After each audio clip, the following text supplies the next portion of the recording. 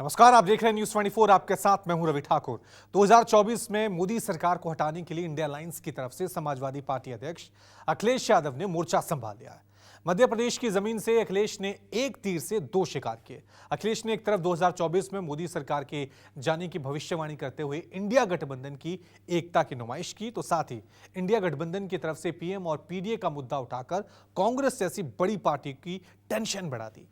ऐसे में seat sharing के पसोपेश में फंसी इंडिया अलायंस के लिए अखिलेश के भाषण लगातार तनाव बढ़ाने वाले साबित हो रहे हैं।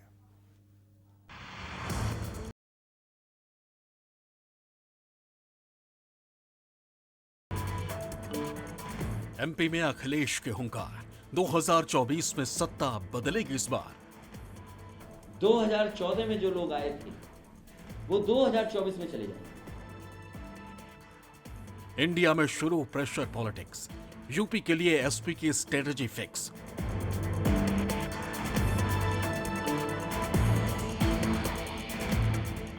पीएम और पीडीए मुद्दे का बढ़ा जोर, चुनावों में जनता जाएगी किस ओर। पिछड़े मुस्लिम भाई अल्पसंख्यक उनकी भी भागीदारी हो।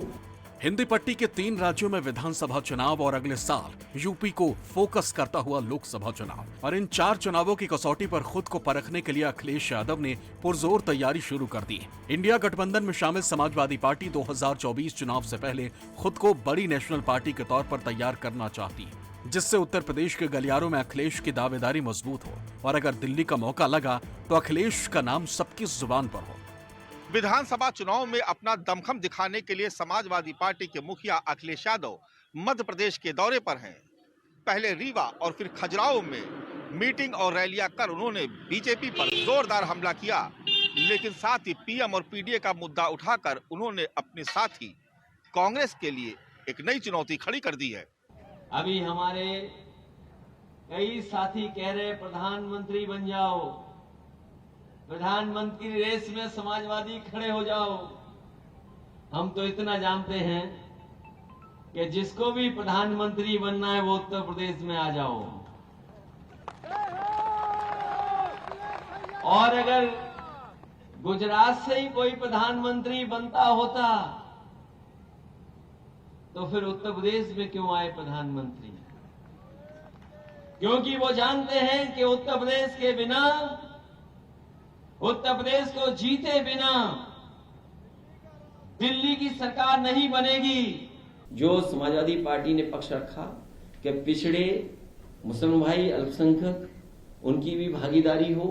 चमत्कार तो ये देखिए आप कि कांग्रेस पार्टी भी जाति जनगणना और आरक्षण की बात करने लगी, तो कहीं ना कहीं बाबा साहब का दिया हुआ संविधान, डॉक्टर राम मनोहर लोहिया जी का सिद्धांत वो जनता तक पहुंच रहा है। जो पीडीए की बात कह रहे हैं उससे सहमत हैं, यहाँ परिवर्तन होना निश्चित है, और समाजवादी पार्टी इन सिद्धांतों को लेकर के जनता के बीच में जाएगी। मध्य प्रदेश की जमीन से अखिलेश यादव ने बीजेपी पर कई बड़े हमले किए।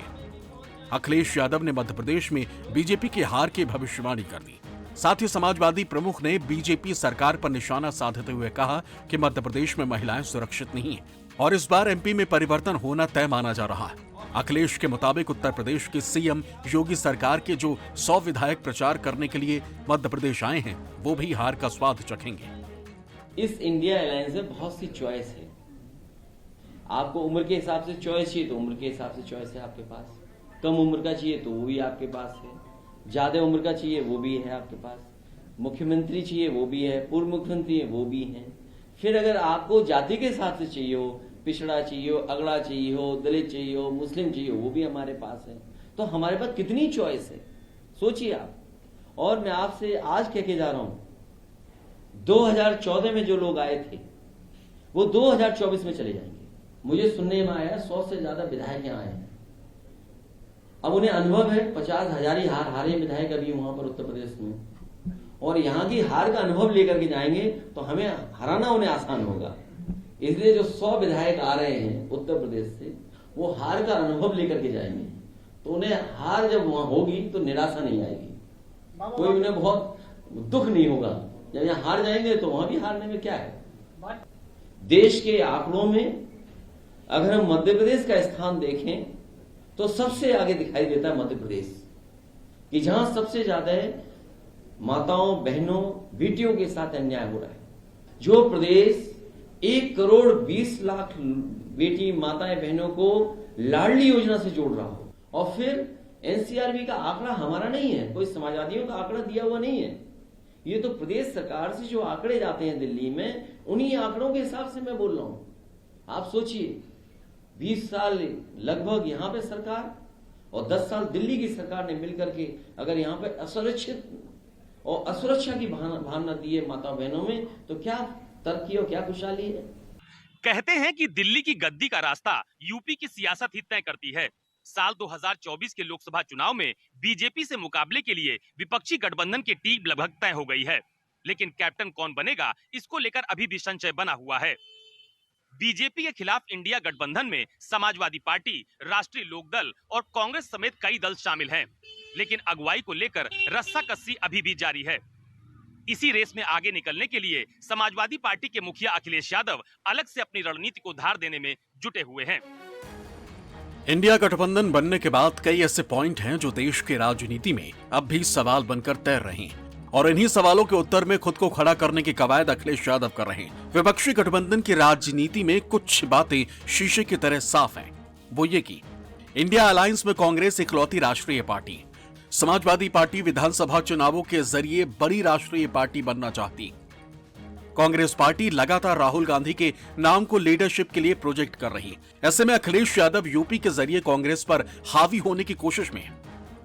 दूसरी तरफ कांग्रेस विधानसभा चुनाव नतीजों के बाद सीट शेयरिंग के मूड में है और यूपी की 80 लोकसभा सीटों में से ज्यादा सीट शेयरिंग में हासिल करना चाहती है।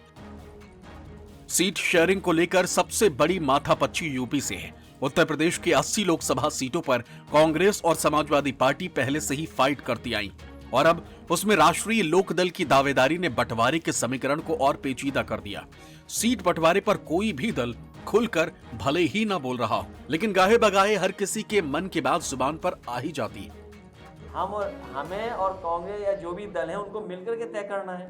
समाजवादियों ने लोगों को जोड़ने का काम किया है, और बढ़ चढ़ करके भी अगर साथ लाने के लिए कुछ हमें त्याग भी करना पड़ा होगा तो त्याग भी किया है। लेकिन इस बार लड़ाई बड़ी है, 2024 की लोकतंत्र और संविधान बचाने की लड़ाई है।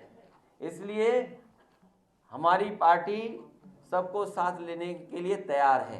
इंडिया गठबंधन ने मुंबई में हुई तीसरी बैठक के बाद साझा प्रेस कॉन्फ्रेंस की थी। तब दम भरा गया था कि मिलकर चुनाव लड़ेंगे और एनडीए को हराएंगे, लेकिन इसके लिए जरूरी है कि समय रहते सीटों का बंटवारा हो, फिर पूरी तरह और ताकत के साथ चुनावी रण में उतरा जाए। लेकिन सुखबुगाहट है कि यूपी में सीट शेयरिंग को लेकर इंडिया गठबंधन के घटक दल अंदर खाने मन बना चुके हैं। खबर है कि अखिलेश यादव यूपी की 50 सीटें अपने खाते में चाहते हैं। कांग्रेस 25 से 30 सीटों की आस लगाए हुए। उधर इंडिया गठबंधन का हिस्सा आरएलडी 10 से 15 सीट चाहती। तीनों पार्टियां यूपी में ज्यादा से ज्यादा सीटें लेकर खुद को गठबंधन का सिरमौर साबित करना चाहती, और अखिलेश यादव के ताजा बयान से ये बात झलक रही है कि समाजवादी पार्टी यूपी में खुद को इंडिया गठबंधन की तरफ से पहले पायदान पर रख रही, और अखिलेश यादव के बयान के बाद बीजेपी ने भी गठबंधन पर हमले तेज कर दिए। सूत्रों की माने तो यूपी में सीट शेयरिंग को लेकर पेच फंसता दिख रहा है। सपा प्रमुख अखिलेश यादव सूबे की 80 लोकसभा सीटों में से 50 सीटों पर अपने दावेदारी पेश कर रहे हैं, जबकि कांग्रेस 2009 लोकसभा नतीजों के आधार पर सीटों का बंटवारा चाहती है, जिससे उसे ज्यादा सीटें मिल सके। ऐसे में मुश्किल यह है कि गठबंधन के बाकी घटक दलों का क्या होगा।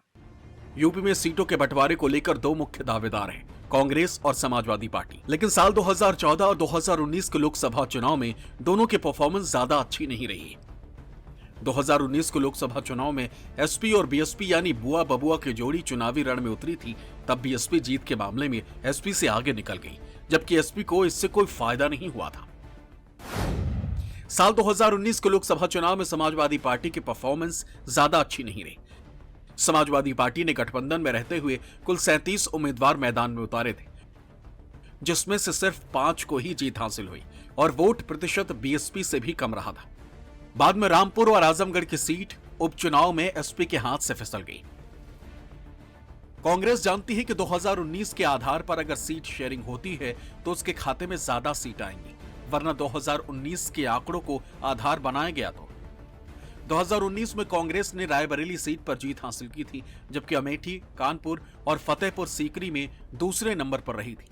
कहा जा रहा है कि एसपी गठबंधन में अगर बीएसपी नहीं आती है तो कांग्रेस को 12 से 15 सीटें मिल सकती, जबकि कांग्रेस 25 से 30 सीटों की आस लगाए हुए है। कांग्रेस और एसपी से अलग आरएलडी का 8 सीटों पर दावा है, लेकिन 5 से 6 सीट जयंत चौधरी को भी अखिलेश दे सकते हैं।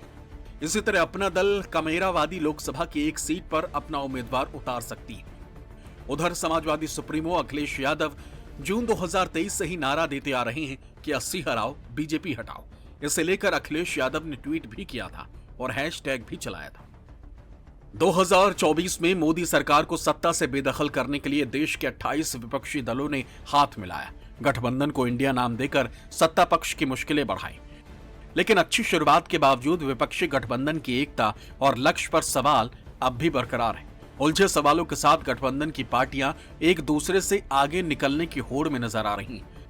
ऐसे में 2024 की फाइट बीजेपी और मोदी के लिए कितनी टाइट होगी, यह देखना दिलचस्प होगा।